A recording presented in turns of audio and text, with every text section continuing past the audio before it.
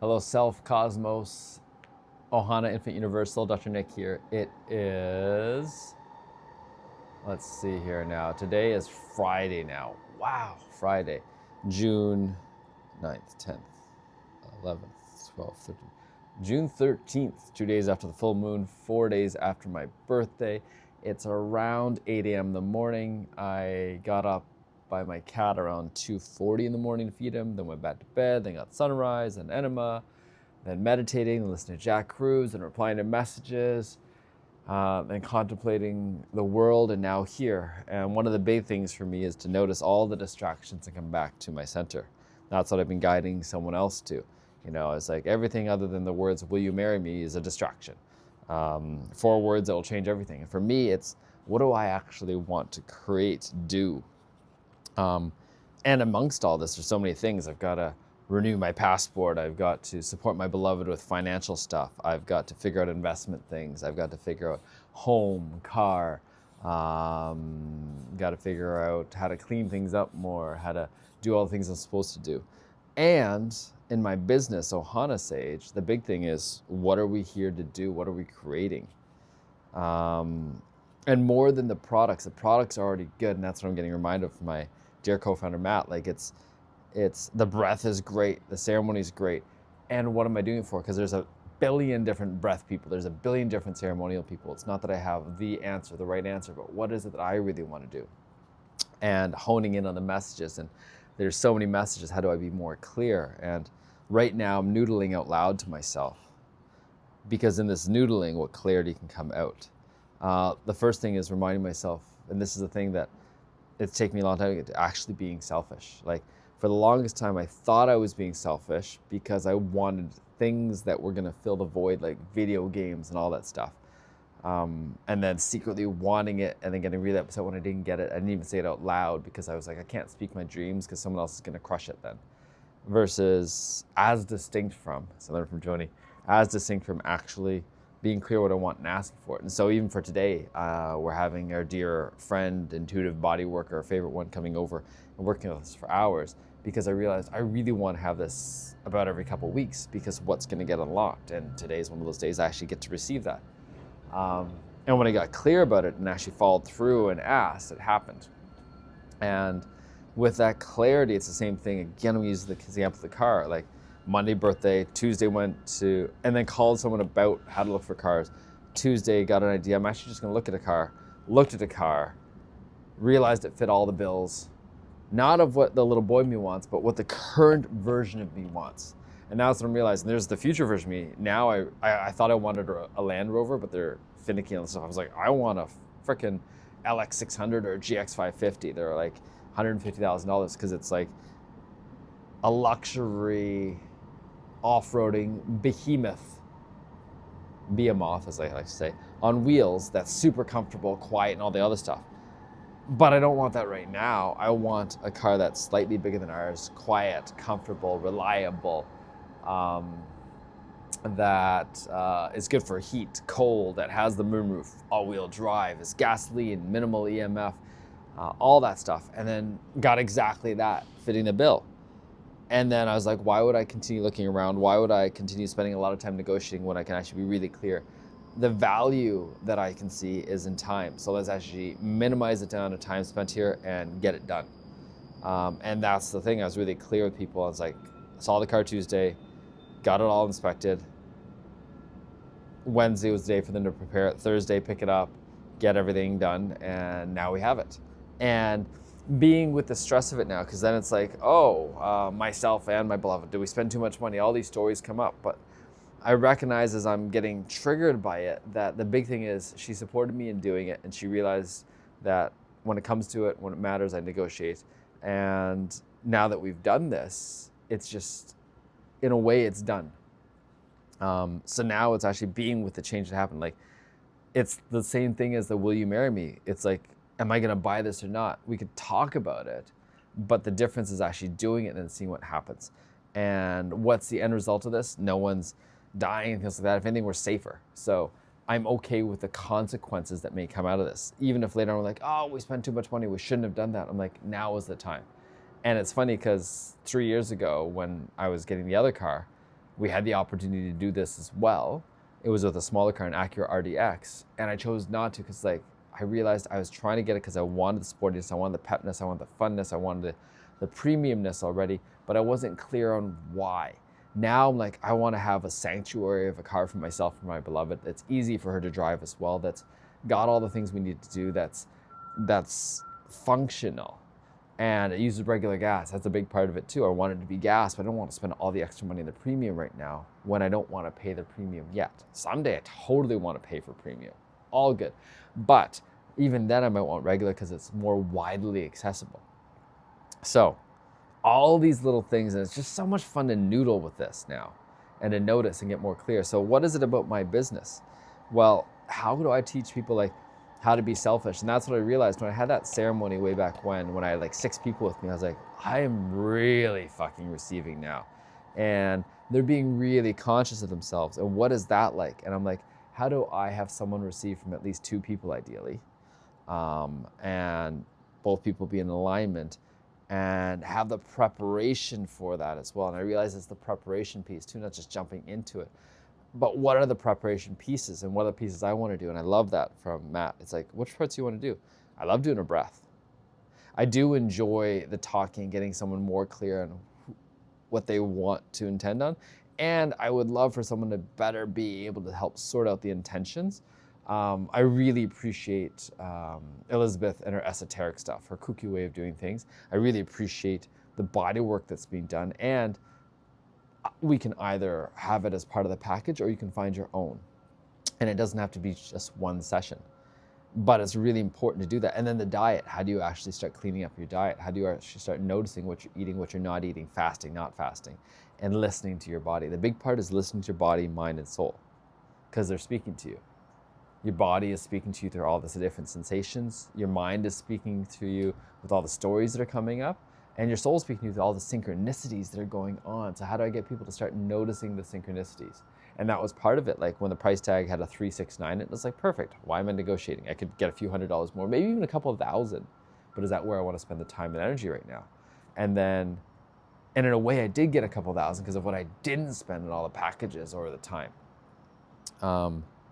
Going back to the car again. Again, this is my magic mirror work, so I can go blah, blah, blah, blah, blah, blah, blah.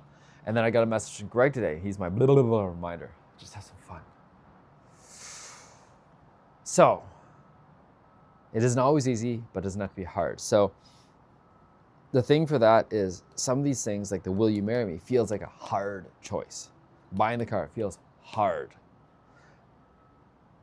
What it is, though, it's being clear on the hard that's important for the thing that I want to create right now.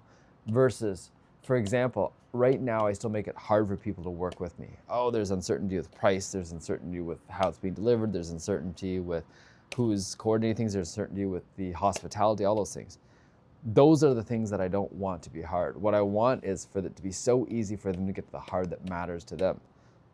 Making the time and space for a baby. Actually making the change for quitting your job, changing your career, things like that. Actually asking someone to marry you. Actually dealing with the disease. Being present to it.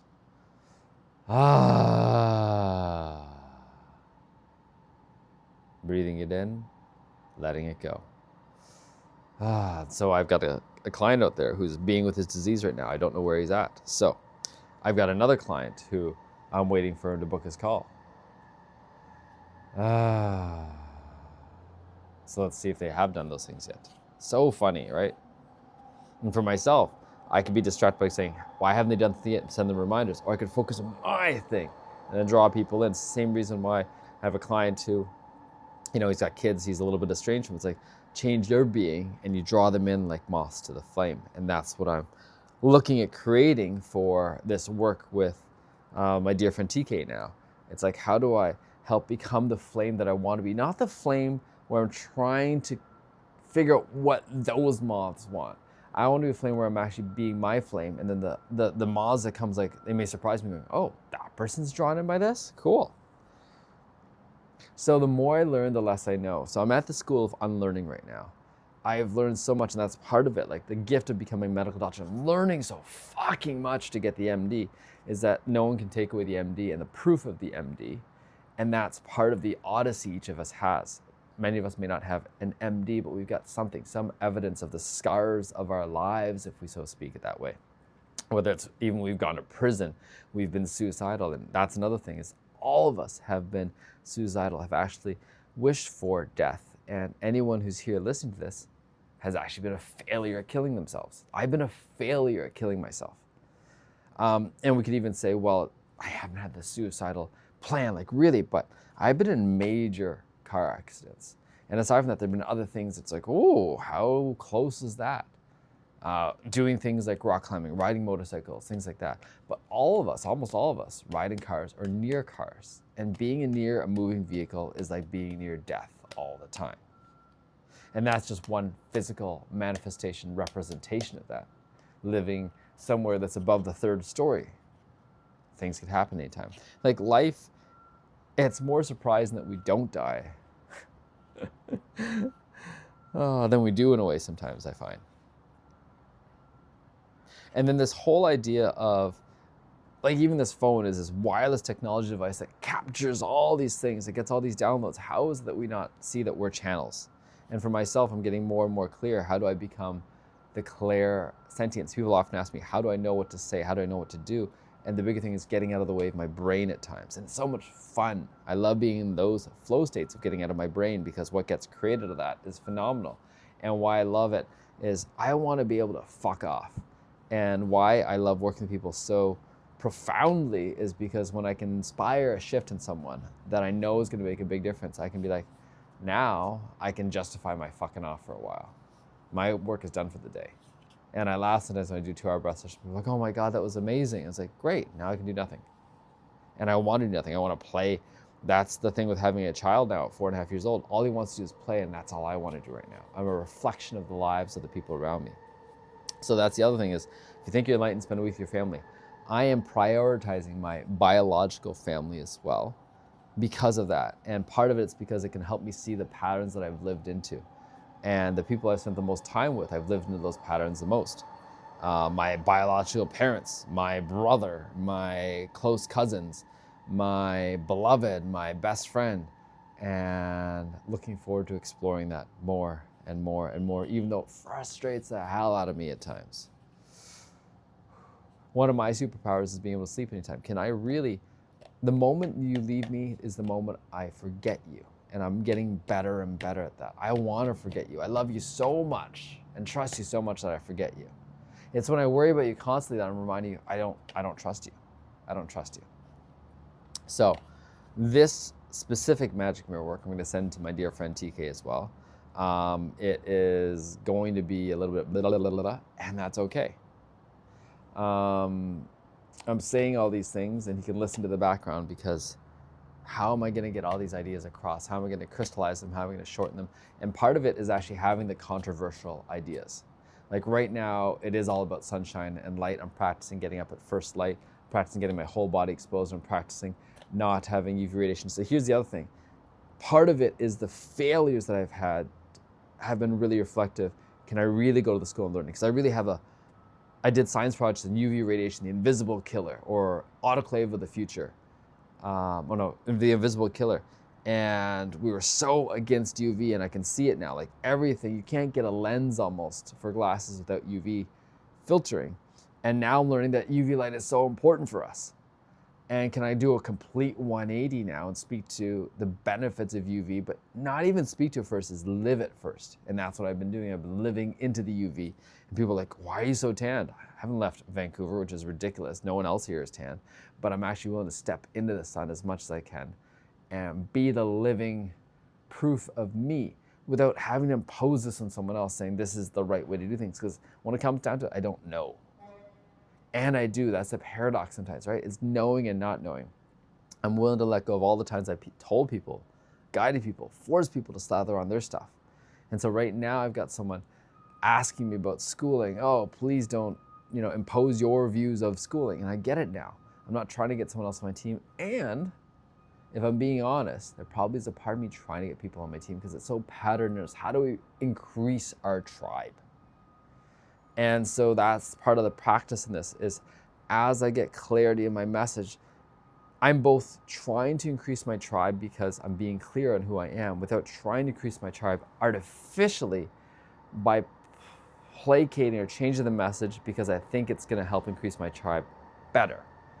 And that's the paradox of if I start blowing up is not letting the blowing up guide how I want to blow up versus allowing myself to blow up organically because this is the message that really matters to me at this moment.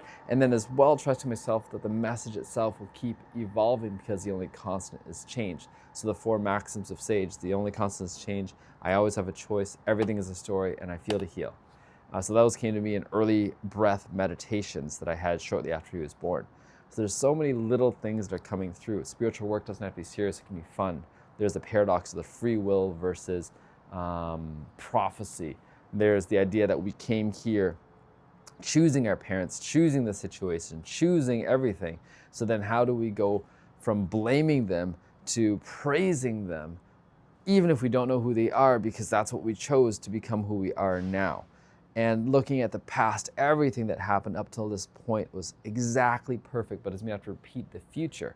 Knowing that I'm trying to that I am making plans for the future and then letting go of them because God laughs at all the plans. But the making of the plan was important. It's not saying there's nothing there.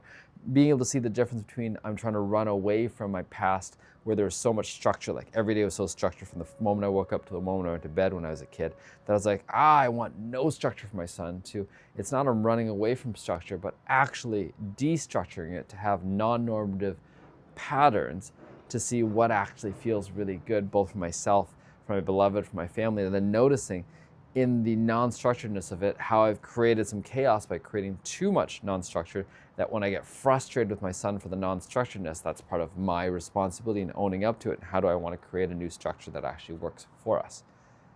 Whew. And then going through all of that.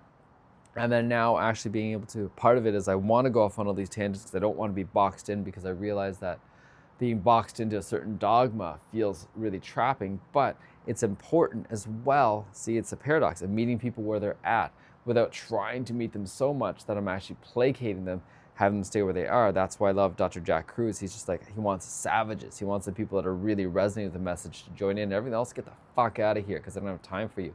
And that's part of it for me. And the get the fuck out of here is like, if you want to do the private work, there's money involved because sustainable fair exchange. But more than that, I want you to self-select, self-filter. And I can notice, especially the people I care about, how I have an attachment to wanting them to help them change, and how do I balance those two things out. And I don't know how to do that yet, and I do.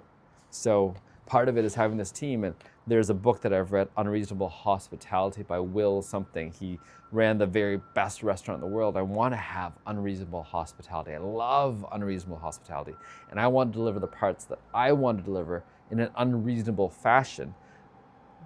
And I want to have a team around me who delivers their part in an unreasonable fashion. And I want to outsource the parts where I don't really want to have to run the team yet. And probably part of it is I don't want to be the one running the team in the traditional way. I don't know how it's all going to work. And I do know it's going to come together so beautifully. And part of it is in the selfishness, how do we outsource everything that is not me? I want to outsource the cleaning. I want to outsource the laundry. I want to outsource some of the teaching, childcare, things like that, because I want to be at my very best when I'm spending time with my son, my beloved. And that's the piece I can see now. It's not just spending more time, but it's spending the quality time. When we're together, we're having so much fun together. When we're apart, I can forget that they even exist. That's even going to be the biggest practice, to forget my family exists. And I do at times when I'm so deep in medicine journey working with someone. And then I keep bringing it back because of the examples I get to use, because I'm working on living as a living example. The living example of what I want to bring in. Not that this is the right way to live, but I can find my way of living that serves me the most. Because I think that's what every guru in India has been saying. It's like they're just living in that present moment. But it doesn't mean that everyone's supposed to be a guru in that sense and give everything up. That's why some of them, like Yogananda, was sent to the West. It's like, how do you actually live amongst the West when it'd be way easier to live there? Or someone like Michael Singer, the Surrender Experiment, who would have just wanted to live and meditate and be simple, was like, no, you actually got to go through this thing, build business, become a CEO, do all this stuff, become a billionaire, do all this stuff to show that you can live a simple life and have a simple message and come back to the simple message. But now your simple message resonates because you've lived the complex life as well. And that's helped me to realize that the complexity of my life has added to the simplicity. And what Matt is working and guiding me back to is the simplicity over and over again. And that's your work as well, TK. And that's this magic mirror work. It's guiding me back to the simplicity.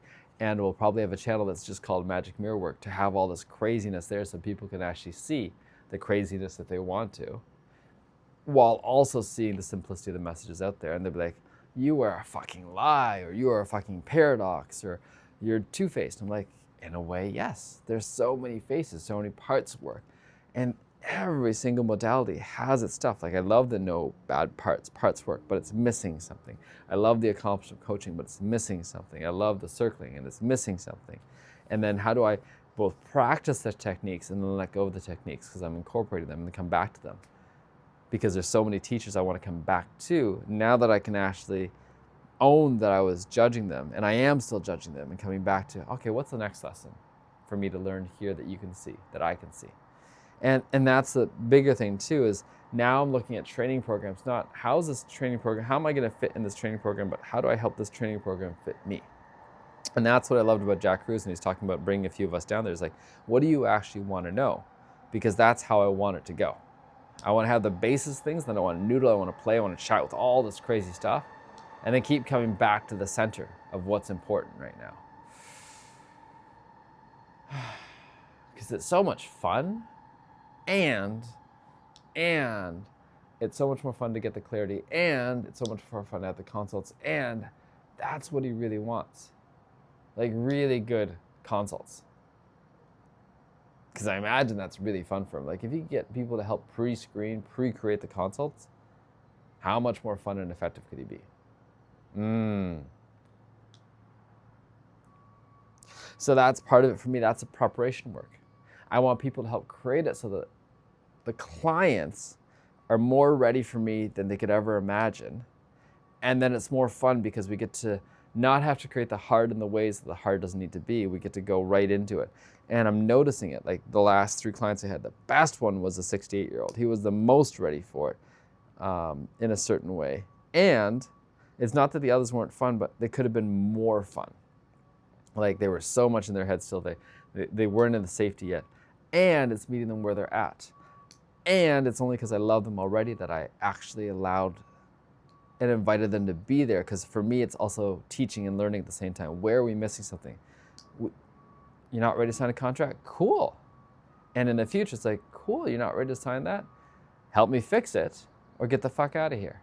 And that's what I want. I want help fixing things, making them better, improving things, improving the system, the booking system, the connection system, improving the system of getting this message out there. All right, this has probably gone long enough, so I'm going to stop it for now because I might go off into even more tangents, and I really want my dear friend to listen to this magic mirror work for today. Ciao for now.